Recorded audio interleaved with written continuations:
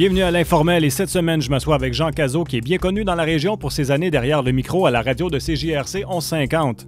En parallèle avec sa carrière d'animateur, il enquête sur le phénomène des ovnis depuis l'âge de 16 ans. Auteur de nombreux ouvrages, il est l'écrivain le plus publié au Canada sur le sujet. Jean Cazot, bienvenue à l'émission. Ça fait un plaisir de vous rencontrer. J'avais dit que je ne vous verrais pas. Ça fait plaisir de te rencontrer. C'est ça. Moi aussi. J'ai eu la chance de lire le livre que tu m'as recommandé. On va pouvoir en parler, mais je veux qu'on parle un peu avant de la région, parce que, bon, tu n'étais pas ici pendant plusieurs années, une vingtaine d'années, tu étais à Québec. Oui, c'est ça. Mais avant ça, tu étais ici dans le temps de CJRC, si je me trompe pas. En fait, moi, je viens de Québec. Alors, en 82, j'ai déménagé ici pour toutes sortes de raisons. Et j'ai commencé à faire de la radio à CJRC. J'en faisais avant à Québec. Là, j'ai commencé à faire de la radio en 66. Okay. Alors, tu sais, c'est pas nouveau, là. Non. Mais c'était même maudit micro, c'était incroyable. Ça se ressemble, Oui, ça se ressemble. Ouais. Alors, oui, c'est ça. Et là, j'ai abouti ici, dans l'Outaouais, en 82, et à CJRC même, en M, évidemment. Mm-hmm. Ceux qui ne savent pas ce que c'est une radio pareille. Bon. Avec un son pas mal moins intéressant. Mais dans ce temps-là, on s'en foutait de ça. Il n'y avait rien d'autre. Ah, c'est ça. Le FM est arrivé plus tard. Bref, tout ça pour dire que, oui, j'ai été de 82 à 98. Là, on m'a transféré, on m'a offert un transfert à Québec. C'est surtout ma femme. Ma femme, c'est une franco-ontarienne. Puis, elle adorait la ville de Québec. Alors, quand elle a su qu'on nous offrait de retourner, de retourner à Québec, elle a capoté. Oui, je vais y aller.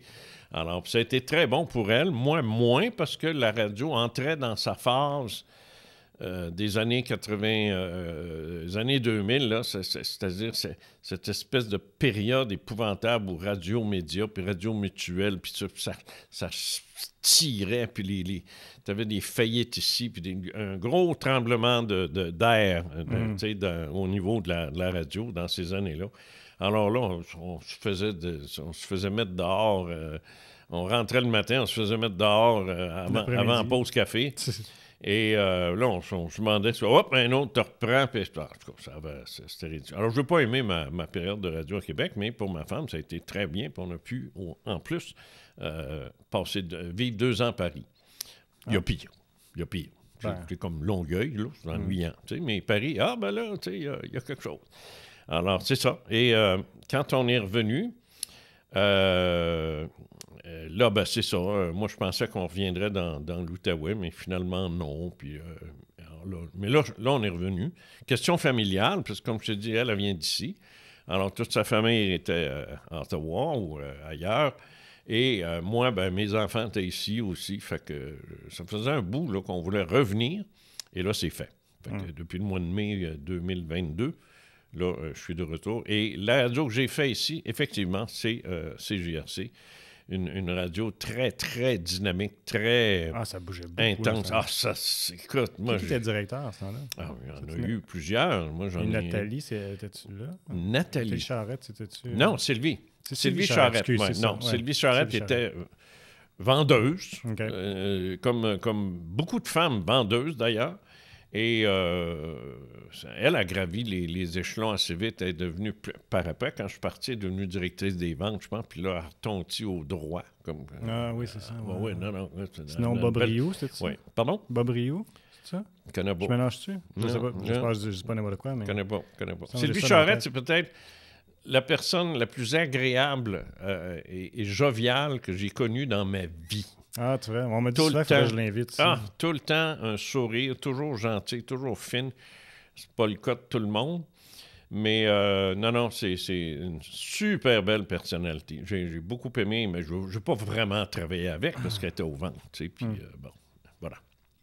Mais ça a été quoi comme parce que dans ce temps-là, tu faisais de la radio, vous voyez. Tu faisais de la radio, mais il n'était pas question de phénomène paranormal encore. Là. Oui. Mais même à CGRC? Oui. Ah oui, OK. Oui. Je pensais qu'au début, c'était plus politique, puis après ça avait tourné... Non. Attention. Moi, en ondes, à CGRC, je n'ai presque jamais traité d'ufologie et de paranormal. OK. Par contre, j'ai mis sur pied une organisation de recherche qui s'appelait le Centre d'études et d'information sur les phénomènes inexpliqués, le CEPI. J'aurais jamais dû appeler ça de même parce qu'à chaque fois que je m'identifiais, tout le monde pensait que je travaillais pour le Pacific CP, là, tu sais, les trains. Les trains, CP. Ouais, c'est ça, le CP qu'on dit, tu sais. Fait que, c'est ça, mais ça a été une grosse période intense de recherche puis d'enquête, ça, durant toutes ces années-là, très fort. Mais moi, la seule chose que je faisais, je me tapais une pub ou deux dans mes émissions sur le fait de devenir membre, d'assister aux rencontres, et puis tout ça, ou devenir enquêteur à la rigueur. Alors ça m'a valu beaucoup de confiance de la part du public, là, qui craignait pas de m'appeler puis me dire « Moi, j'ai vu de quoi, je veux que tu me dises ce qui s'est passé. » Alors, j'ai créé une confiance parce que j'avais quand même ma crédibilité comme animateur d'affaires publiques. Je me suis fait un nom dans les affaires publiques. Alors, quand moi, je suis arrivé avec l'histoire d'OVNI, moi, je l'ai présenté comme une business, si tu veux, tu sais. C'était pas... non, moi, là, ça, là... Moi, mais reste à mon point, c'est que... Coucher les licornes. Vous aviez des sujets... dans les émissions, c'était des sujets d'affaires publiques, c'était pas des sujets... Carrément, jamais. C'était une fois de temps en temps. Je lançais quelque chose, mais j'avais pas une régulière, si tu veux. C'était pas non plus mon fonds de commerce en ondes. En dehors, oui, mais pas en ondes. Alors, en ondes, j'étais connu comme un animateur d'affaires publiques, politique, société, le droit. J'ai reçu des évadés de prison, j'ai reçu des pédophiles, Je faisais une radio très, très, très, très diversifiée et très intense aussi, surtout. Je te dis, il n'y a personne qui s'endormait quand j'étais en ondes. Mais je n'étais pas le seul, parce qu'on était pas mal tous des brasseurs là, dans ce temps-là. C'était qui les autres? Ben, il y avait Séguin, Dan Séguin. Richard Proulx était là le matin. Richard Proulx, c'était pas un brasseux. Il brassait pas. Mais il y avait du fun. Et puis c'était drôle. Alors, il était entertainer, comme on dit dans le domaine. T'sais. Alors ça, il y avait ça. Et après ça, il y a eu Dexter qui est venu jouer aussi dans ça. Alors, ça brassait on brassait là. On brassait des affaires. Moi, j'ai été plus connu aussi pour Vive la compagnie, qui est une soirée, tu peux être trop jeune, toi. Une soirée, j'ai commencé ça en 83. Une soirée de danse et de rencontres. J'ai géré ça pendant 10 ans de temps. J'avais des foules de 900, 1200, 1300. Tu sais. Quand même. Ah oui, mais j'avais commencé ça au Palais des Congrès de Hall. Après ça, on s'est retrouvé à Aylmer, au Chaude, l'ancien Chaude. Ça, je connais pas. Oui. T'as quel âge, toi, coudon? 45 bientôt. Des bébés. Ah, Seigneur. Bon, ouais, c'est ça. Alors, écoute, mon fils a 48. Alors, c'est donc Vive la compagnie, ça s'est promené. Et j'ai fini ça au Spectra à Gatineau, qui n'existe plus non plus. Là. Fait que c'est ça. Fait que tout a fini en 98 quand j'ai quitté. Puis ce ne sont que de merveilleux souvenirs de radio que j'ai ici encore là-dessus. Mais tout ça, ça vous a permis, j'imagine, de garder une crédibilité, comme tu disais, mais parce que j'ai été quand même surpris de voir comment est-ce que tu as pu continuer une carrière en radio, malgré le fait que tu as parlé de sujets aussi touchés que des ovnis. Tu sais. C'est que j'ai peur de rien, puis il n'y a personne qui me fait peur. Fait que c'est pas plus compliqué que ça. Je fais ce que j'ai à faire, puis si ça fait pas, ben bye. Mais mais beaucoup de gens ne feraient pas ça par peur de leur carrière. Puis énormément, j'en sais, énormément. Surtout maintenant. Là, on est d'une génération fragile. Je dirais pas le mot momoun, là, parce que ce serait pas gentil, mais je veux dire, je sais pas dans quel siècle qu'on est rendu, qu'est-ce qui se passe, là, avec le wokisme puis toutes ces histoires-là. C'est particulier. Ça n'a pas de bon sens. Ouais. C'est fragile, faut pas que tu parles plus haut que ça, puis faut pas que tu dis des gros mots, parce que là, tu sais, il y a un philosophe de la Sorbonne, je suis incapable de prononcer son nom, Philopésie, quelque chose de genre, mais qui a dit une chose merveilleuse. Il dit, là, il parlait de la COVID. Il dit, d'une épidémie, faut-il le dire, banale, on en a fait une fin du monde. Et ça... C'était un peu ça, oui. Tiens, mais ça, tu sais. Alors, cette pandémie-là, elle a créé... elle a créé un état de pensée collective où est-ce que il faut faire attention à tout, là. Tu sais, le mot « haine ». Tu sais, il y en a qui font des crises cardiaques, là. Oui, c'est vrai que c'est arrivé tout en même temps. Ah, c'est tout arrivé en même temps, ça. Le MeToo, je peux comprendre. Oui, ça, tu sais, Brian Epstein, puis Roson, peut-être justifier cette affaire-là, là, parce qu'il y en a une, puis un autre, puis ça n'arrête pas, là. Mais... Tu sais, d'autres, tu sais, comme la petite Marie-Pierre qui s'est retrouvée, là, ostracisée à mort, même, comment elle s'appelle, Tivierge, là, l'animateur? Guillaume Lemaitre-Vierge. Ah, moi, je suis pas vacciné. Bang, perd tous ses contrats, c'est fini. Ah, ben non, là, j'ai dit, ils sont en train de venir fous, là. Il y a quelqu'un qui est en train de venir fou, puis comme ça. Puis c'est entretenu, puis on dit, là, je suis pas sûr que ça monte ou ça baisse. Je veux juste... te dis ça de même en passant. À un moment donné, j'arrête devant un fast-food, tu sais. Je dirais pas lequel. Moi, être faim. Puis je dis au gars, j'ai dit, moi, ça fait la 3e fois que je viens ici, là, j'ai pas ce que je commande. Puis j'ai dit, veux-tu t'arranger pour me donner ce que je t'ai demandé? Il part. Moi, je regarde le guichet, il est vide. Je dis, ouais, hein? Il part. Là, c'est un petit gars qui revient, tu sais, un petit pinche, il a 14 ans, là. Puis là, il me regarde. Qu'est-ce que vous y avez dit? J'ai dit, pardon. Qu'est-ce que vous y avez dit? J'ai dit de me donner ce que j'ai demandé, c'est pas compliqué. Et là, je l'entends, il pleure. Il pleure. Je sais pas, il est en arrière comme... Torieux, dis lui, il n'est pas à faire que le public quand il lavait la vaisselle, parce que franchement, là, il l'a pas l'affaire, tu sais. Puis il t'a commande, faute. Puis je suis parti. Parce que je suis de même. Mais ça, moi, c'est un choc. J'ai 72 ans. J'ai vécu... je suis de la génération des toughs puis des baveux.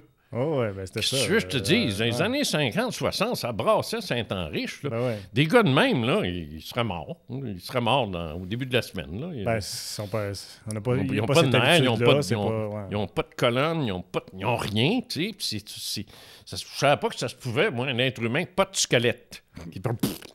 Ah non, je suis encore sous le choc de voir que ça se fait, ça. C'est incroyable. Alors, je reste chez nous, je ne sors plus. C'est tout.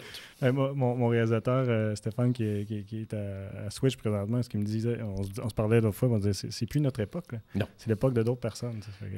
C'est ouais. Mais pour moi, c'est un choc. C'est un choc brutal parce que je ne l'ai pas vu venir, ça. Okay. C'est arrivé c'est la pandémie qui a causé ça. Le confinement, le cloisonnement, les couvre-feux, c'est une atmosphère épouvantable. Ah ouais, c'est ça. Et ça a créé quelque chose, puis c'est ça que ça donne. Ben, moi, te dire, ramenez le virus, puis confinez-moi ça, ce monde-là, qu'on ne voit plus. Hey, écoute. J'aimerais ça qu'on saute dans le vif du sujet. D'accord. Parce que, écoute, c'est sûr que... Je t'ai averti. Si tu me poses une question, t'en as pas une demi-heure. C'est bien correct qu'on a du temps, puis j'aime ça comme ça. Bon, c'est beau. Mais je veux commencer par lire un extrait du Dr. Howard Schachter, qui est le psychologue, le psychiatre avec qui vous avez fait affaire. D'ici Ottawa, là. Il est d'ici Ottawa, bon. Ouais. Puis ça m'a fait beaucoup réfléchir, puis je me dis, je trouve ça le fun de commencer le sujet avec ça parce que ça fait faire réfléchir les gens qui nous écoutent avant d'entamer le sujet. Donc, il disait « Croire aux extraterrestres et que l'hostie est la chair du Christ et le vin son sang est bizarre. Mais que les premiers soient présumés cinglés alors que les autres ont la foi, c'est encore plus étrange. » Ça, à réfléchir pour les auditeurs que c'est la plus belle. C'est la plus belle. Oui, c'est la plus belle phrase que Howard m'a servi. Puis ça m'a frappé comme le tonnerre. C'est pour ça que je l'ai mis dans le livre. C'est que quand tu commences à parler d'extraterrestres, puis de fantômes, puis de manifestations paranormales, puis des choses du genre, c'est clair qu'une grande majorité des gens te regardent et te disent c'est quoi l'oiseau là, qui est là, t'sais? Et je me suis posé la question, parce que je me suis dit, éventuellement, il va falloir que je réponde à ça. Je me souviens, à Radio-Canada, dans les années 70, je sais pas, il y a une petite fille qui elle se place comme toi, elle dit « Êtes-vous devenu fou, monsieur? » Là, je l'ai regardé. j'ai dit, je trouve ta question niaiseuse. Peux-tu en poser un autre, tu sais? Parce que c'était niaiseux de me poser cette question-là. Mais tu t'es posé la question toi-même. Non, mais attends. Non? C'est à cause de ça, je me suis dit, il faut que je réponde à ça. Tu sais, moi, je savais que... mais je me suis dit, il faut que... ça m'a pris par surprise. J'étais pas capable de... J'ai dit, voyons, tu es donc bien niaiseuse. Tu sais, es-tu fou? Tu sais, invite-moi pas si tu penses que je suis fou. Moi, tu sauté dessus en plein studio. Tu sais, bon. Alors, j'ai cette rencontre-là avec Howard. Et puis, j'ai dit ça. J'explique toutes mes expériences, tout ce que j'ai vécu. Puis c'est heavy, là. C'est heavy. Oh, yeah. Là, il me regarde. Puis là, j'ai dit, am I crazy? Tiens, dis-moi les dons, là. Ben, il dit, écoute, il dit, attends, c'est tout en anglais, évidemment, mais en français, ça donne. Il dit, es-tu catholique, toi? J'ai dit, oui, ouais. Il dit, est-ce que tu communies? Non, j'ai dit, je pratique plus. Il dit, non, mais tu l'as fait, tu sais. Ben oui, j'ai dit, plus jeune, tu sais. Il dit, tu sais, là, l'hostie, c'est la chair du Christ. Puis le prêtre en avant, il boit le sang du Christ. C'est une croyance, ça. C'est la foi. L'Église ne prétend pas que c'est vrai que c'est de la chair humaine puis que c'est du sang, c'est sûr. Ça ne résiste pas à l'analyse. Mais c'est un miracle de la transsubstantiation. Puis c'est un miracle. Puis c'est de la tête, puis tu ne poses pas de questions, c'est la chair du Christ. Mais il dit, il y a des hommes de science qui croient en ça. Ils sont profondément catholiques, tu sais. Moi, j'ai un physicien qui m'a déjà dit, moi, je crois au miracle de Fatima en tant que catholique, mais en tant que scientifique, c'est de la bullshit. Il dit, c'est ridicule, c'est impossible, tu sais. Mais il dit, je suis capable de vivre avec ça. Bon, tant mieux. Mais là, de croire que l'hostie devient le... Bon. Il dit, c'est drôle, hein? Personne ne se fait traiter de cinglé. Personne ne se fait traiter de fou. Il n'y a personne qui passe devant une église en disant « Ah, ils sont fous, ils croient ça, puis ils se sauvent en courant. » Non, c'est rentré dans les mœurs. Puis personne ne parle de ça, puis ça ne jase pas bien dans un party de Noël non plus. Mais reste quand même que c'est une croyance qui est là, qui a été profondément partagée par presque tous les Québécois durant les années... depuis toujours. Ça a slacké dans les années 70, là, 80. Mais avant ça, c'était... Moi, mon père croyait à ça, dur comme fer. Puis c'était un homme rationnel, puis c'était un homme d'affaires, puis tout ça. Alors, mais il dit, c'est drôle, si tu dis que tu crois aux extraterrestres, là, t'es fou. Mais il dit, pourtant, croire à une vie extraterrestre, il n'y a rien de fou dans ça, là. C'est tout à fait logique, compte tenu de l'étendue puis de l'univers qu'on est. Il dit, voyons... Mais il dit, croire à l'autre. Alors, il dit, c'est là que le fait de dire que les gens qui voient des ovnis, ils sont fous, ils sont ci ou ils sont ça, c'est de la lâcheté intellectuelle. C'est purement ça. C'est de la lâcheté intellectuelle parce que, écoute, je vais te dire quelque chose. Je vais te poser une question. Je vais te poser une question. Vas-y. Bon, la vie, on sait ce que c'est, mais la vie intelligente, la vie ici, mais la vie pure et dure, comme un microbe, c'est de la vie, là, tu sais. Bon, penses-tu, toi, que, juste ça, là, la vie, juste ça, penses-tu qu'il y en a ailleurs? Ben, clairement. Bon. Ben là, t'es fait à l'os. Pourquoi? Parce qu'à partir du moment où tu me dis oui, par hypothético-déduction, moi, je vais t'emmener à mon livre, dans les chapitres les plus intenses, puis tu n'auras pas le choix de dire ça se peut fort bien, parce que tu me réponds que la vie existe ailleurs. On ne peut pas le prouver. Pourquoi on ne peut pas le prouver? On n'a juste pas les moyens. Ben, on n'a pas la technologie, c'est tout. On n'a pas la technologie. Sur cette planète-ci, c'est pas l'observation du ciel, c'est pas les études astrophysiques, c'est pas là où est l'argent. L'argent est dans les armements. Écoute, il y a des projets scientifiques qui valent moins cher qu'un F-18. Comprends-tu, là? On a combien de ça? À pelleter. Je parle au Canada. On ne parlera pas des États-Unis, puis de la Russie, puis de la Chine. Regarde, c'est des milliards et des milliards et des milliards et des centaines de milliards. Je pense que c'est 700 milliards le budget annuel de la défense aux États-Unis. 700 milliards. Annuel. il n'y a aucun projet scientifique qui a coûté ça, encore moins en budget annuel. Juste le coût, même pas, tu sais. C'est donc dire qu'on a presque rien fait en matière de conquête spatiale. Il ne faut pas oublier une chose, on parle de la conquête spatiale. À quel nom ridicule. On a traversé la rue. C'est ça qu'on a fait. On a traversé la rue. Je dis, moi, ici, je suis sur la rue McLaren. Mais moi, l'autre bord, j'ai conquis Buckingham. J'ai conquis l'Outaouais. Juste en traversant la rue. On est allé sur la Lune. Ben, c'est un premier pas. La Lune, c'est pas un premier pas, c'est un pas de bébé. Je dis pas si on l'avait fait en 69 et qu'on serait rendu sur Pluton, ben là, je dirais, OK, on a avancé, mais on n'est même pas retourné. On a tout arrêté ça en 72, puis c'est fini, c'est tout. Là, je parle de l'être humain, je parle pas des bebelles, des Tonka que tu peux acheter chez Rona puis tu pitches dans l'espace, là. Ça, c'est des bebelles, c'est des sondes. On a envoyé des sondes. Ça, des sondes, il y en a, à plus finir. Mais c'est pas nous autres, ça. Nous autres, on est allés sur la Lune, c'est tout. Puis il y en a qui le croient même pas. Bon, mais ils pensent que la Terre est plate, fait qu'on va oublier ça. Alors, le résultat des courses, c'est que il n'y en a pas de conquête spatiale. Combien de sondes, tu penses, qui existent et qui se promènent actuellement là, en dehors du système solaire?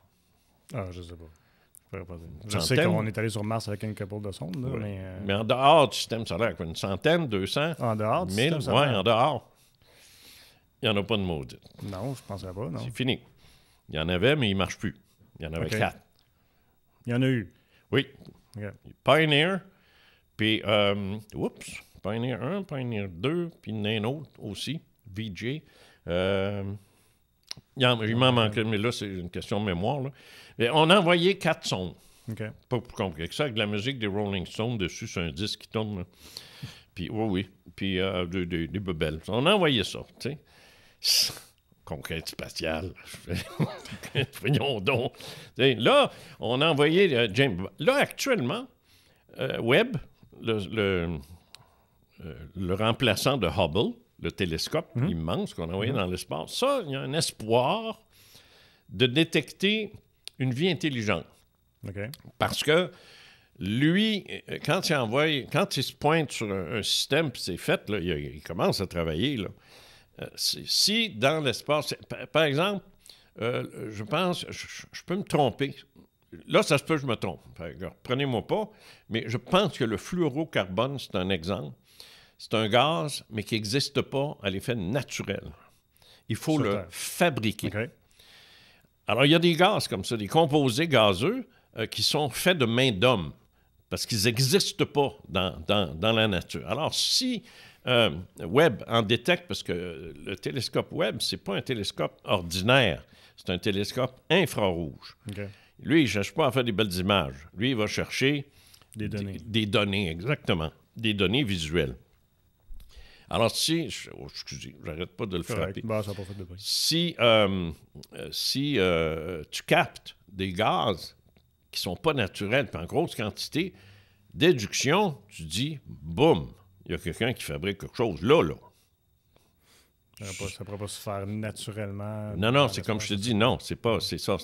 Il faut... Non, mais ailleurs, je ne sais pas.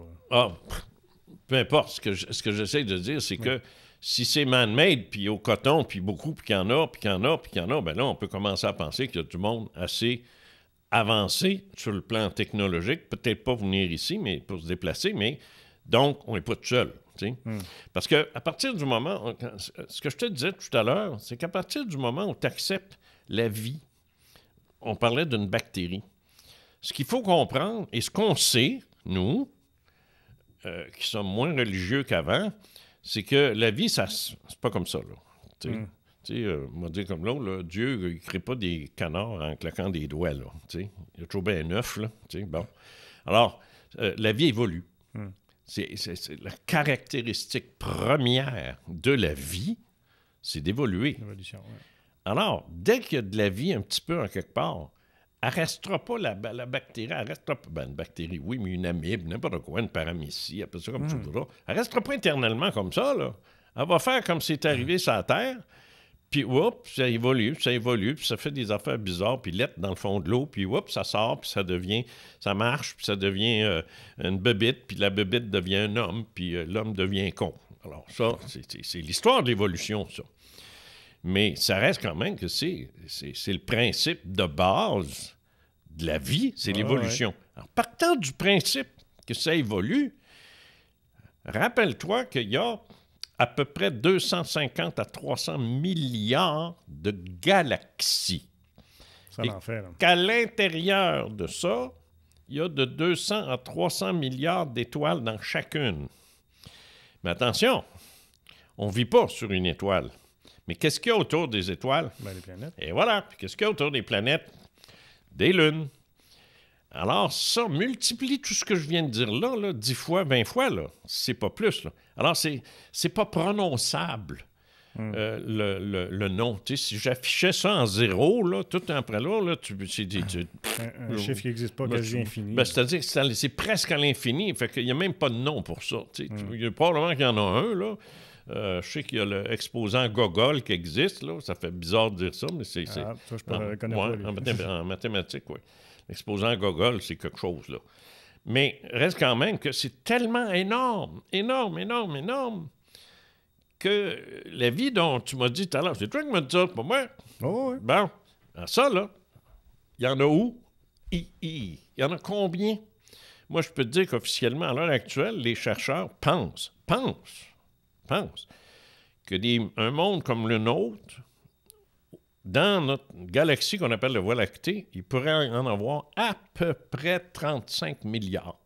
Imagine. Pas pire. C'est un gros chiffre. Mais puis, il me semble qu'il y avait eu des données comme quoi que sur Mars, il y avait peut-être eu des algues et tout ça. Mais il faut que je t'arrête, Jean, parce que ça fait déjà 28 minutes qu'on parle. Ah oui? Mais on va continuer. Je vais juste prendre quelques secondes pour dire merci à ceux qui nous ont écoutés via ma TV Outaouais. C'était un plaisir de vous avoir avec nous. Je vous invite à aller sur notre chaîne YouTube. On va continuer l'entrevue. On a beaucoup de choses à parler, je vous le garantis. Sinon, je vous rappelle qu'on est disponible en balado-diffusion sur Apple Podcasts, Spotify et SoundCloud. Je vous souhaite une excellente soirée. Ça passe vite, hein? Bien, effectivement, ça en fait... Ah non, bon, tu vois, regarde, comme je viens de dire ça, mon micro vient de lâcher. Si je fais ça comme ça, il devrait remplacer. Ah non, ça ne va pas. Check 1, 2. Est-ce que tu m'entends bien? Oui. OK, parfait. Il n'a pas lâché du tout durant... Non, c'est ça. C'est juste avec mes écouteurs à moi que ça le fait dans ce temps-là. Je pense pas que ça le fait dans l'enregistrement. Stéphane, tu peux me confirmer que c'est correct en enregistrement? C'est correct, bon. Tu vois, il pourrait me parler. Mais en tout cas, c'est pas plus grave. C'est correct. Ben oui, c'est ça en fait. Fait que de prétendre qu'on serait les seuls, c'est quasiment égoïste, d'une certaine façon. Excuse-moi, on continue, là? Oh, oui, on continue. Ah, OK, on fait comme si rien n'était arrivé. Comme si rien n'était arrivé. Okay. Il n'y a personne en arrière de moi, là? Il n'y a pas personne. Alors, tu peux continuer, là, je vais l'arranger. Cette évolution-là, qui fait partie de façon intrinsèque là, du concept de la vie, parce que si la vie évoluait pas, on ne serait pas ici. C'est aussi simple que ça. Il n'y aurait rien. Il y aurait juste des gornottes, puis des virus, puis des histoires de même. Mais ça vie, regarde ce que ça a donné, l'être humain. Je veux dire, oui, il est con. Mais je veux dire, il a toujours fait des belles choses aussi. Mais on a commencé il y a 4,3 milliards d'années. Puis ça a pris ça pour en arriver à ce qu'on est. Ça a été long. C'est un principe long, mais l'univers est beaucoup plus vieux que ça. Donc, cette possibilité... Alors, à partir du moment où tu te dis, bon, mais ça veut dire qu'il y aurait du monde comme nous autres, à partir du moment où tu acceptes ça, parce que c'est la logique déductive de ce que tu m'as dit plus tôt, oui, la vie, oui, il y en a, c'est évident. Bon, elle a évolué, elle va évoluer jusqu'à l'intelligence, Pas partout. C'est clair, ça. Pas partout, mais... sur un certain... Oublie pas, là, je t'ai donné la quantité de monde possible où ça peut arriver, parce que sur une planète ou sur une lune, bon, Ganymède, Europe, sont considérés comme des lunes qui pourraient abriter la vie au moment où on se parle. En Cyclade aussi, il y en a 2, 3. Non, c'est pas des noms avec lesquels je suis familier, mais je suis pas... C'est des lunes. C'est des lunes de Saturne, de Jupiter. Okay. C'est des lunes qui tournent autour. Alors, c'est pas des planètes, parce que déjà, Jupiter est une planète, mais c'est une lune, Parce que Jupiter, c'est une planète, mais c'est pas Ça pèse pas beaucoup, ça, là, Jupiter. Là. C'est du gaz. C'est du gaz, c'est ça. C'est uniquement du gaz. Il n'y a pas de surface, il n'y a pas de roche. Alors, Neptune puis Saturne sont 3 planètes de même, je crois. Puis Uranus, je ne sais plus. Je ne suis pas astronome, ça ne m'intéresse pas plus que ça. Moi, ma connaissance est basique pour le sujet que je traite. Ce qu'il y a en dehors, donc, de cette considération-là d'évolution, c'est que sur certains mondes, la vie intelligente peut-être vient juste d'arriver. Sur d'autres, elle va arriver plus tard, puis sur d'autres, elle est arrivée avant la nôtre, puis bien avant la nôtre. C'est ceux-là qui m'intéressent. Là. Parce que ça veut dire que ces êtres-là sont donc plus avancés que nous, et ça ne prend pas grand-chose pour être plus avancés que nous, en termes de temporalité. Oui, mais on n'est pas vieux, là. Ben non, on n'est pas vieux. Puis en plus, il ne faut pas oublier une chose, c'est qu'on est parti, excuse-moi l'expression, mais on est parti du cul d'un cheval qu'on avait devant nous autres pour avancer à des fusées porteuses qui s'en vont sur Mars, tu sais. Bon, alors, ça a pris combien de temps? 200 ans? 250? 300 ans? Pas plus que ça. La révolution industrielle, quand ça a commencé, c'est là que ça s'est fait. C'est la découverte de l'électricité, puis du moteur. Du principe du moteur à explosion, qu'on utilise encore. Pour te dire qu'on est primitif, là. On utilise ça encore. Ouais. C'est là que je dis la conquête spatiale. Wow, minute. Artemis, là, qui est parti récemment là, de Floride, là, qui est la plus puissante fusée jamais conçue par l'homme, qui bat Saturne, qui a envoyé les astronautes sur la Lune, les programmes Apollo. Alors, Artemis, c'est immense. Je ne me souviens plus du nom de la fusée, là, ça m'échappe, mais c'est gigantesque. Mais c'est un gun. C'est le même principe. C'est le même principe. C'est une balle de revolver. C'est propulsé par combustion. C'est ça, tu rentres ça dans le derrière, puis pouf, la balle à part. La fusée, c'est pareil. Excepté qu'elle n'est pas dans un gun. C'est juste que là, pour vaincre l'inertie, au lieu de la pitcher, on ne sera jamais capable de faire ça. Ça monte tranquillement, puis à un moment donné, elle pogne sa vitesse, là, puis là, il va, puis dès qu'elle est rendue dans l'espace, ben là, elle n'a plus de résistance. Fait que, là, elle fly, tu sais. Mais c'est le même vieux principe encore. La roue. Ça fait longtemps qu'on a découvert la roue. Tu sais, c'est presque préhistorique. On est encore pris que ça. Moi, j'ai encore 4 nœuds, moi, sur mon char. Là. Tu sais, je flotte pas. Moi, comme les... Tu sais, il disait comme ça. Les Jetsons. Dans mon temps, moi, il disait... Oui, c'est ça. Dans mon temps, on disait, les années 2000, on va tout avoir des chars volants. Je me souviens de ça, moi. Spirou, l'album Spirou, moi, tu connais pas ça, l'album? Oui, je connais Spirou. Ben, Spirou, l'album, dans ça, il y avait une histoire qui n'était pas les Jetsons, mais c'était pareil, là, puis tout le monde avec des voitures volantes, je trouvais ça, moi. Mais ça disait, là, dans les années 2000, vous allez voir ça. Mais moi, j'étais en 60 quand je disais ça. 40 ans, c'est loin pour un petit gars, là. À l'Expo 67, il n'y avait pas des designs de ça, me semble, j'avais vu ça. Ah, ils en ont fait des designs partout, puis il y en a encore. Mais là, il y a une voiture volante qui s'en vient, là. Oui, qui ressemble un peu à un drone, dans le fond. Oui, c'est un drone, tu sais. Mais ça, la découverte des drones, c'est intéressant, ça. Ça fourre un gars qui fait des enquêtes sur les ovnis, ça. Ça, là, c'est une plaie. Moi, j'en fais plus. J'ai pris ma retraite de ça, des enquêtes d'ovnis, là. Je travaille des cas plus corsés, là. Mais ça c'est moi, les emails que je reçois, là, c'est épouvantable. Surtout, puis l'autre, là, le fatigant, le Musk, là, qui a envoyé ça à coût de 50, 60, les satellites, là. Ça passe en rangée en arrière de l'eau comme des petits-enfants à l'école, là. Oui, souvent, on les voit, là. Puis là, tu vois ça, puis là, je reçois des courriels à pu finir, tu sais. Quand la lune est rouge, je reçois des courriels. Fait que, écoute, non, il y a un gros facteur d'ignorance, là, dans le public, puis je me gêne pas pour le dire, là. Il y a énormément d'ignorance. Ça s'est jamais enseigné. Non. Ça veut-tu que l'astronomie n'est pas enseignée dans les écoles? C'est pas enseigné. Ils enseignent la physique, ils enseignent la chimie, mais l'astronomie ne touche pas à ça. Il n'y a personne qui enseigne ça. C'est épouvantable. Moi, je ne comprends pas comment ça que c'est pas un programme qui devrait commencer dès le début du secondaire. Astronomie, bon Dieu, c'est pas compliqué, c'est fondamental. C'est l'étude de notre environnement spatial. il faut le connaître, il faut le savoir. Je pense qu'il y a une base en géographie, là, au secondaire. Là, ils m'en parlent un peu. Là, mais... Ben oui, on a 8 planètes, mais avant, il y en avait 9, mais elle, on ne l'aime plus, c'est tout, c'est fini. Ouais. Ça meurt là, tu sais. Alors, il n'y a pas de culture à ce niveau-là. Mais à partir du moment où on reconnaît que, donc, il peut y avoir des êtres plus avancés technologiquement que nous, ben, on peut penser à ce moment-là que l'impossible est possible. Parce que l'argument numéro 1 qui essaye de donner une précarité à mes arguments en voulant dire que ça ne se tient pas, mes affaires, c'est de dire, dans l'univers, les distances sont trop importantes pour être vaincues. Autrement dit, une chocovalente, comme me disent les têtes de sceptiques décérébrés, ils ne peuvent pas venir ici, c'est trop loin. Parce qu'on ne peut pas aller plus vite que la lumière. Einstein l'a dit. Bon, OK. On va mettre les choses au clair. Là. Ce qu'Einstein a dit, c'est bien, mais il s'est fourré à quelques reprises. Tu sais. Puis en plus de ça, son hypothèse sur les ondes gravitationnelles qu'il a émis en 1916, les savants ont travaillé là-dessus pendant des années. C'était même pas prouvé encore. Ça l'a été en 2016. Là, on a fait la preuve que c'était vrai ce qu'il avait dit. Ça a pris 100 ans. 100 ans. Moi, on me dit, tu dis que tu es ovnis, toi?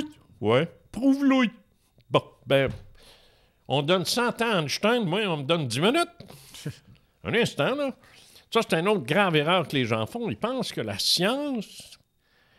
J'ai changé de sujet, hein? En tout cas, c'est pas grave. Que la science ne fonctionne qu'avec des preuves. Ils n'ont rien compris. Ben, ça commence avec une hypothèse, premièrement. C'est l'inverse. Ils cherchent une preuve. Les hommes de science, quand ils travaillent dans leur laboratoire, dans leur tête ou sur leur bureau, puis ils prennent puis ils pensent, puis ils cherchent, ils sont à la recherche d'une preuve. Alors, venir me dire... T'as pas de preuves, c'est tellement niaiseux. C'est sûr que j'en ai pas. J'ai pas de technologie, moi, pour les... Puis je peux pas leur dire d'arrêter. On va revenir demain prendre des photos, là. Tu sais, je veux dire, ça marche pas de même. En ce qui me concerne, les visiteurs, les êtres qui nous visitent, en ce qui me concerne, ce sont des êtres intelligents. Ils ont pris une décision, c'est clair, de pas se montrer. C'est évident.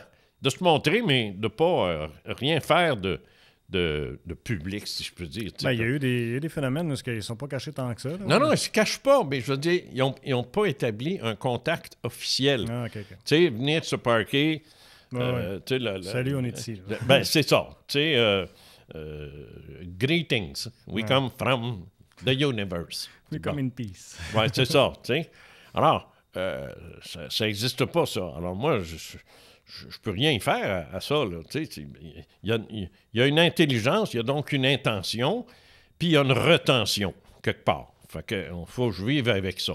Mais indépendamment de tout ça, ce que je suis en train de te dire, c'est que nous, ce qu'on fait, les ufologues, le paranormal, on fait des enquêtes.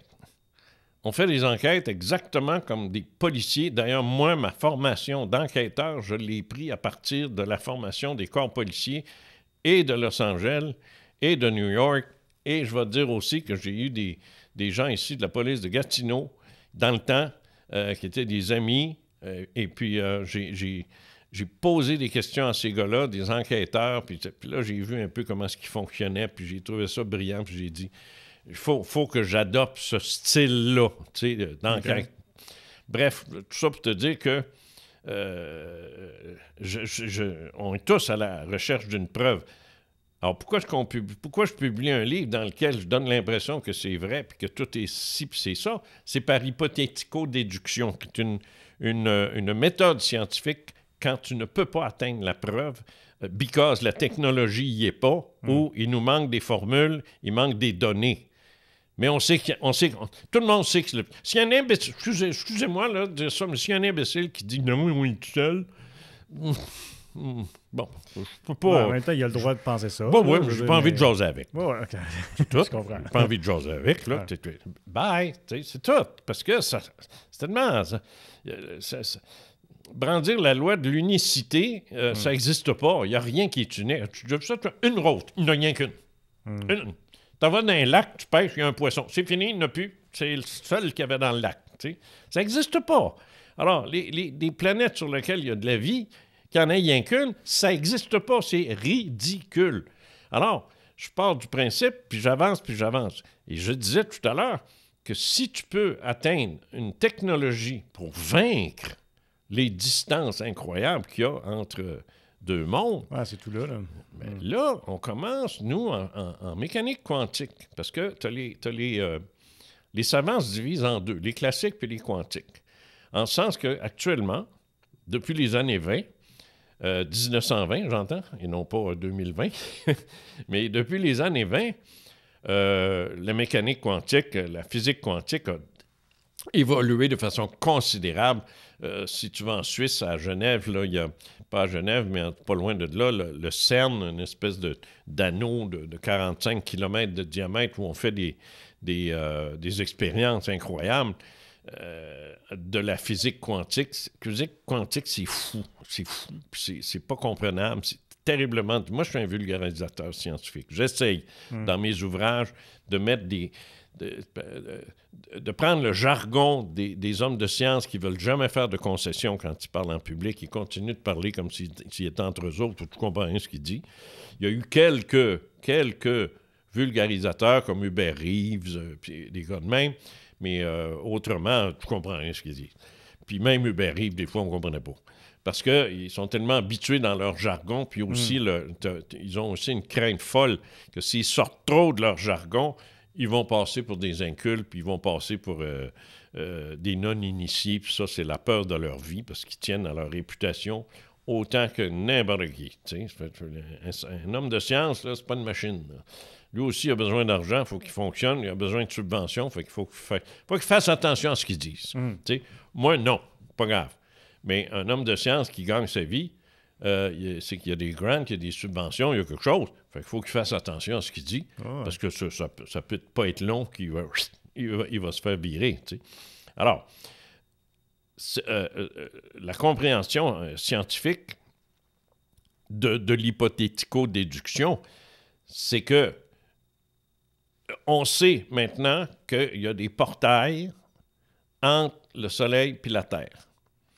Ça, la preuve est faite, ça. C'est à cause de la physique quantique? Oui. Okay. Mais c'est pas, entendons-nous, c'est pas comme dans le film, comment ça s'appelle, non? Shit. Tu sais, un gros portail qui s'ouvre, il y a une machine ronde, une espèce d'anneau. Stargate? Stargate, c'est ça. Bon, alors c'est pas comme Stargate, là. C'est pas des portails comme ça. C'est des mini-portails, par où passent certains rayonnements qui ils se retrouvent ici à une vitesse comme « Wow, qu'est-ce qui est arrivé? » là. Alors donc, ça existe.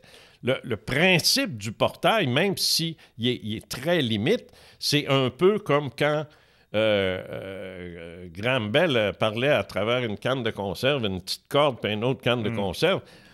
On peut transmettre la voix à distance. Ça, il aimait ça, là, lui. Là. Puis après ça, on le sait avec d'autres, l'invention du téléphone, puis après ça, du sans-fil, puis tout ça. Mais ça commence toujours par une niaiserie. Le gars ne s'est pas installé, puis pouf, il a découvert le téléphone cellulaire. Là, bon, alors il y a une gradation. Ouais. Et là, cette gradation-là, on la voit aussi actuellement. Là, moi, je suis en astrophysique, là, puis en mécanique quantique, je te le dis, là, on est à l'époque de Graham Bell avec le téléphone. On commence à comprendre des affaires. Alors, plier l'espace et passer directement au travers, au lieu de faire le tour, est un concept. Oui, non, je sais. Je sais, mais... Un film qui l'illustre bien, ils disent que ça se fait à travers le trou noir, c'est dans Interstellar, que je ne sais pas si tu as vu. Oui, c'est extraordinaire, ce film-là. Oui, ça explique très bien comment ça fonctionne. Et c'est possible. C'est pas quelque chose, là... Et là, ce qui me choque, moi, c'est qu'il dit, ouais, mais on peut pas y aller, on peut pas faire passer... Attends, là, on peut pas faire passer... Qu'est-ce que t'en sais? Qu'est-ce que t'en sais? As-tu essayé? Es-tu allé? Non. T'es même pas à 100 ans d'arriver à t'approcher de ça. Mais une civilisation qui aurait... J'ai dit quoi? 300 ans qu'il y avait entre voyons, la révolution industrielle puis le premier envoi spatial, c'est quoi? 200 ans? 200 ans, pas plus, tu sais. 1969, 1869, 1769, à peu près 200 ans. 200 ans d'écart pour partir, comme je disais tout à l'heure, du cul d'un cheval à une fusée dans le ciel. 200 ans. Alors, imagine une civilisation qui aurait 5000 ans. Pas trop, ça. Pas trop exagéré. 5000 ans, c'est quoi, ça? C'est raisonnable, ça. 2 millions d'années est aussi possible, aussi. Pourquoi pas? On est dans les milliards d'années. Fait que 1 million d'années ou plus, c'est presque des virgules. Mais je ne ferai pas mon fatigant. Je vais m'en tenir à 5000 ans. Qu'est-ce qu'on peut réussir à faire, nous autres, dans 5000 ans? On va être rendu où dans 5000 ans? Si on continue comme ça. Mais encore là, ça va toujours dépendre du climat planétaire. Nous autres, on est une planète de primitifs, guerrières et de corruption. Moi, cette planète-là, être un extraterrestre, là, je m'attarderais pas. Je m'attarderais pas. Rien d'intéressant ici. Il n'y a rien d'intéressant. Ils ne sont pas intelligents. Ils n'arrêtent pas de se battre.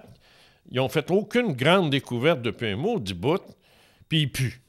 Fait que, moi, je ne resterais pas. C'est comme demain matin, là, je ne partirais pas en exploration en Amazonie, habillé comme je suis là. Parce qu'il y a toutes sortes de maudites bebelles là-dedans, puis des migales gros comme un char, puis des boas de 600 pieds de long, puis des histoires épouvantables qu'on entend. Ça fait peur, tu sais. Bien, c'est la même chose. Eux autres, de regarder ça, j'ai dit, on y va, mais on ne reste pas trop longtemps. C'est tout. Alors, juste, ils font les affaires, puis ils repartent. C'est fait. C'est pas une belle planète, c'est pas une belle humanité. C'est pas sain. Tout le monde ment, tout le monde est facile à corrompre. Tu peux plus te fier sur personne. C'est pas agréable. Tu vas dire que je suis pas que je suis pessimiste ou que je suis réaliste. Je l'ai vu aller, cette planète-là. Là. C'est dur de dire le contraire, là, quand tu regardes le climat qu'on est dedans. Là. Ben là, Poutine, un fou furieux, un fou, Trump, encore plus fou. Toi, les autres, tu regardes ça aller, puis tu dis... pas besoin de ça. On n'a pas besoin de ça. Personne ne veut ça, recevoir une bombe sur la tête. C'est quoi cette affaire-là? Je veux dire, tous les êtres humains aspirent à avoir du fun, du plaisir avec leurs enfants, avoir du fun au travail. Du fun, on s'entend, là. Je parle pas prendre une caisse de bière puis se taper ses cuisses, c'est une soirée de temps, là. Avoir du plaisir. Ben oui. Moi, actuellement, avec toi, j'ai du plaisir, là. C'est plaisant, tu sais. Un, on se tape pas dessus. Deux, on s'insulte pas, puis on prend même pas un verre. Imagine. C'est bon, tu sais. Puis ça fait déjà plus qu'une heure. Fait que moi, je me dis, quelque part, c'est ça qu'on veut. Hein? C'est ça qu'on veut. Aimerais-tu ça, toi, à chaque fois que tu invites quelqu'un, il crie après toi, il casse tout, puis il veut détruire le studio? Ben non, là, à un moment donné. Ben, c'est ça, la Terre. C'est ça, là. Dans son ensemble, c'est bien plus ça que ce qu'on vit là.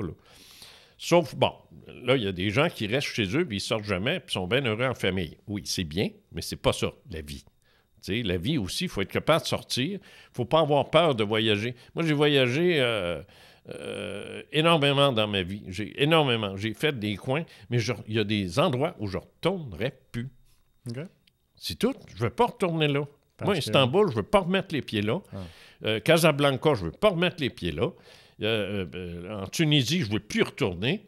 Déjà que quand je suis allé, je me suis fait fourrer une claque en arrière de la tête par un gars parce que je ne rentrais pas dans sa Christie de boutique de chameau ou de tapis ou je sais pas quoi. Il me fourre une claque en arrière de la tête. Tunisie, excusez là, mais tu sais, j'ai non. Non. Si tu veux tuer le tourisme, là, fais ça. Ben, c'est fait aussi, il n'y a plus personne qui y va. Alors, c'est tragique, mais c'est ça. Cuba, j'ai pas aimé ça, parce que c'est un régime communiste, puis les gens sont malheureux, puis ils l'ont d'en face. Ils ont beau, tu sais, avoir... leur bouffe est épouvantable, regarde. Non, c'est pas agréable. C'est pas agréable.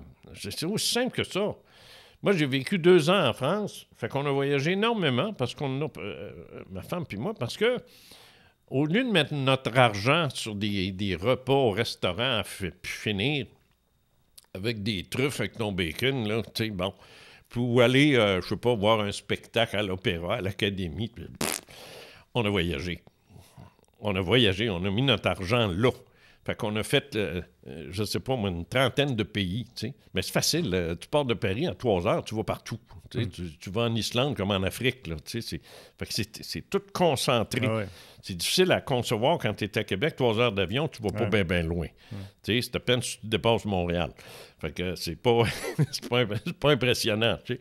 Mais c'est tout ça pour dire que là, j'ai vu c'est quoi des Allemands, là, j'ai vu c'est quoi des Belges, des Marocains, des ci, des ça, tu sais, puis, et là, je regarde l'information, puis je me dis, il y a bien des places, je ne retournerai pas, là.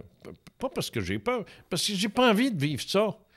Ça a assez dégradé, fait que j'aime pas ça. Alors, c'est pas une planète qui est intéressante, puis c'est pas une belle planète, puis c'est comme ça. La question d'abord qui est nécessaire après ça, c'est de dire, bien, pourquoi est-ce qu'ils viennent d'abord? Ah! Bon, j'attendais que tu le demandes. Écoute, pour répondre à ça, c'est sûr qu'il faut adhérer à une série de concepts qui préexistent la question. En d'autres termes, avant d'arriver à ça, il faut faire ce qu'on appelle un inverse profiling. Le FBI, ça, c'est leur technique que j'ai adoptée. Alors, les profilers, qu'est-ce qu'ils font? Tu sais, ils vont regarder comment est-ce qu'un meurtre a été commis, puis à partir de ça, ils vont déterminer le profil du tueur. Okay. C'est comme ça qu'il fonctionne. Ben, tu sais, puis tout le monde sait ça, là, il est assis à la TV, là, on sait comment ça marche. Ouais. Tu sais, fait que, c'est un blanc, il a entre 20 et 35 ans, il est célibataire, il vit là, alors il y a un show. Pourquoi? À partir de quoi ils réussissent à faire ça? Bien, à partir de l'étude comportementale du tueur et des lieux aussi, l'environnement physique, les preuves, les indices, et ainsi de suite. En ufologie, c'est le même principe. Quand tu as étudié ça pendant 55 ans, comme je l'ai fait, tu as en mémoire un paquet de dossiers, de cas, et tu commences à pouvoir tirer des fils de ça. Tu sais, comme ils font dans un film, ils prennent un fil rouge, là, puis ils emmènent ça, puis ils le mettent bon, puis là, puis ils attachent ça à d'autres choses. C'est à peu près ce même principe-là, mais c'est dans ma tête. J'ai pas de fil rouge dans... Ma femme n'aimerait pas ça. Fait que t'en arrives à des déductions, qui, je répète, ne sont pas des preuves. Mais quand tu analyses, moi je l'ai fait, quand tu analyses ce qui se passe quand des êtres humains se disent avoir été mis en face d'êtres qui ne sont pas d'ici, ça c'est comme un crime, mettons. Fait que tu étudies, tu fais une enquête sur le crime qui a été fait. Ça n'en est pas un, mais tu fais le même principe. Le même principe, oui, exactement. Et là, tu commences à te dire, coudonc, c'est-tu ça qu'ils veulent? Et la réponse est presque oui. Oui. Puis là, c'est plus ça va. Moi, tu sais que je dirige une collection de livres. Ufologie profonde. Là, j'ai fait paraître 50 ans d'ufologie. Là, Le Chant de la sirène est sorti. Puis il y en a Les secrets de ma chambre forte, ça s'en vient. Puis gna, puis ainsi, puis j'en ai d'autres. Le fait d'avoir travaillé à monter cette collection-là, donc d'avoir eu affaire à des gens qui ont eu des expériences très intenses, et là, de lire leurs manuscrits un après l'autre, parce que c'est ma job en tant que directeur de collection, oh shit, wow! Là, ça vient encore plus confirmer ce que je dis depuis longtemps. Plus de fils encore. Là. Ah oui, c'est ça, exact. Là, je ne peux plus en mettre, là. Parce que là, j'ai un portrait. C'est comme un puzzle. Là. C'est pas parce qu'il t'en manque 3 que tu n'es pas capable de voir que c'est une cafetière sur une table avec des oignons autour. C'est ça ton puzzle. Là. C'est ça. Ah, il manque des morceaux. Who cares? On le voit, c'est quoi? Ben, moi, je suis rendu là. Et c'est ça que j'essaie de partager. Mais pour réussir à ça, il faut que les gens réfléchissent à leur tour. S'ils sont assis là et attendent d'être convaincus, je regrette. Moi, j'ai arrêté de convaincre. Non, tu dis, ton but, c'est d'éveiller et non pas de convaincre. Ben, c'est ça. Tu sais, éveille, puis fais ta job, puis travaille aussi, puis va chercher les renseignements. Il semblerait, moi, en tout cas, de toute évidence, que l'évolution de l'homme, depuis que ça a commencé, ils étaient là. Il y a eu, dans l'évolution de l'homme, il y a un gap. On a un problème. Les scientifiques appellent ça chaînon manquant. C'est qu'à un moment donné, le cerveau s'est mis à évoluer d'une façon folle, radicale. Zoup! Et si c'est normal qu'il y ait des sursauts d'évolution, c'est même, en fait, l'évolution, c'est comme ça. L'évolution, tout le monde pense que ça fait ça comme ça, une belle courbe qui monte, puis ainsi, c'est pas vrai. Ouais, ça fait des bonds. Ça fait des bonds. Ça fait des bonds. Puis des fois, ça peut faire des reculs. L'involution, ça peut exister aussi. Puis ainsi de suite. Et puis, mais ce qui est... Ça, c'est brusque un peu. En raison du facteur temps. Et là, on essaie de comprendre comment est-ce qu'on est parti de l'homme des cavernes à ce beau jeune homme. Ben, j'imagine que c'est entre les hommes des cavernes puis les premières civilisations, là, quand on a commencé à faire des constructions et ces choses-là. Ouais, là, c'est que l'homme des cavernes, là, on peut parler d'il y a 35 000 ans. Puis avant ça, on peut parler d'1 million d'années où c'est pas passé grand-chose. Mais entre 35 000 ans puis maintenant, on a rendu qu'on a un char, tu pèses un piton, puis il part tout seul, tu n'as même plus besoin de clé. C'est parce que je viens d'en avoir un, c'est pour ça que je dis ça m'excite. Fait que je trouve ça sharp. Mais en réalité, c'est ça, là. Ouais. C'est dans sa caverne, puis là, tu sais, le même son. Mon ami Stéphane, il part avec son téléphone. Il m'énerve. Fait que, je le comprends pas, mon char. Les 3/4 des pitons, je sais pas c'est quoi, mais c'est pas grave, on va l'apprendre. Tout ça pour te dire que il serait intervenu. Nous serions le produit d'une manipulation génétique transgénérationnelle. Nous serions. Pourquoi maintenant? Pourquoi il aurait fait ça? La théorie la plus retenue, puis c'est toujours dans la technique du profiling. T'sais, pourquoi le tueur il a fait ça? Ben, parce que, bon, alors c'est ça.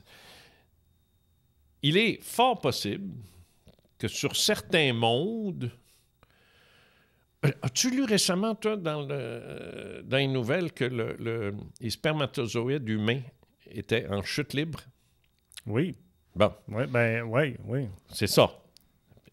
Ça nous arrive, là. Mais je pense aussi que c'est le chromosome masculin, ou je ne sais pas trop, là, on ferait de moins en moins d'hommes. Là. C'est ça. Ouais. Mais aussi, mais aussi, le spermatozoïde, là, s'il n'y en a pas, il n'y a pas d'homme, il n'y a pas de fille. Il n'y a rien, là. Ouais. Autrement dit, on va se retrouver avec un taux d'infertilité. Oui, le taux d'infertilité augmente. Qui ferait l'affaire. Parce qu'on est 8 milliards... Il commence à y avoir du monde. Là. On pourrait comment ralentir la chope un peu, là, t'sais. Mais des fois, c'est la nature qui fait ça aussi. La nature, elle dit, on commence balancer les choses. Balancer ça, alors, ayez du fun, mais vous n'aurez pas de bébé. Donc, mais sur d'autres mondes, disons que la situation est encore plus critique que ça. Plus critique que ça. Comme par exemple... soit des femmes qui sont totalement infertiles ou des hommes totalement infertiles ou les deux. Et ça, c'est une civilisation qui va s'éteindre éventuellement parce qu'ils ne sont pas capables de se reproduire. Alors, mettons-nous à la recherche. Ça nous arrive, nous autres. Puis on a des vaisseaux, puis on peut visiter, on peut aller où ce qu'on veut. Qu'est-ce qu'on ferait? On devrait se mettre à la recherche de mondes, d'endroits, où les habitants qui sont là sont compatibles. Qu'on pourrait utiliser leurs embryons et puis créer. Wow. Ben, c'est ça qui arrive. Ah ouais? C'est ça la raison? 90% des dossiers sur lesquels j'ai travaillé, qui sont dans mon livre, sous hypnose, là, c'est ça, là. Elle est revenue, elle s'est fait enlever, elle avait un bébé, elle l'a perdu. Donc, on appelle ça comment? Une fausse couche. Boum! Surprise, elle retourne. Là, son bébé, il est là. Et là, il faut qu'elle cuddle, il faut qu'elle s'en occupe. C'est rien que ça que j'ai. C'est rien que ça que j'ai. Mais pour ça, C'est brutal de te dire ça, bang, de même. Ouais. Mais moi, ça fait 50 ans que je le sais, ça. Parce que ça fait 50 ans qu'on n'arrête pas de me le confirmer. Puis ce livre-là, c'est l'apothéose de toutes mes conclusions. C'est ça qu'ils sont en train de faire. Ils sont en train de créer une race hybride entre l'humain et eux. Grosse question. Où est-ce qu'ils sont? Ben, ils sont pas ici. Puis heureusement pour eux autres. Je les blâme pas. Je les blâme pas. Ils sont tournés chez eux avec. Fait que quelque part, moi, ça m'est arrivé. Hein? Tu l'as lu dans le livre. J'ai eu ma part d'expérience. Ouais. Moi, j'ai une fille ou un gars ou une famille complète quelque part dont je suis le géniteur. Et je dis bousculer. Ils sont pas fins, ils reviennent pas. Une fois, oui. Mais enfin, bref, tout ça pour te dire que la création d'une race hybride par une manipulation génétique transgénérationnelle résume l'essentiel de leur visite ici. Je te propose, Jean, qu'on arrête là-dessus pour un premier épisode. Si tu es toujours d'accord, on pourrait continuer dans un autre épisode. Puis je veux revenir justement à ces débuts-là. On n'a pas parlé encore de l'anneau puis de toute ton expérience personnelle. J'ai pas de trouble. Fait qu'on va s'arrêter ici pour tout de suite, prendre une petite pause, puis on aura une partie 2 la semaine prochaine pour ceux qui... pas de problème. Génial. Merci tout le monde d'avoir été à l'écoute et je vous invite à nous suivre sur nos différentes plateformes web pour regarder ou écouter toutes nos émissions.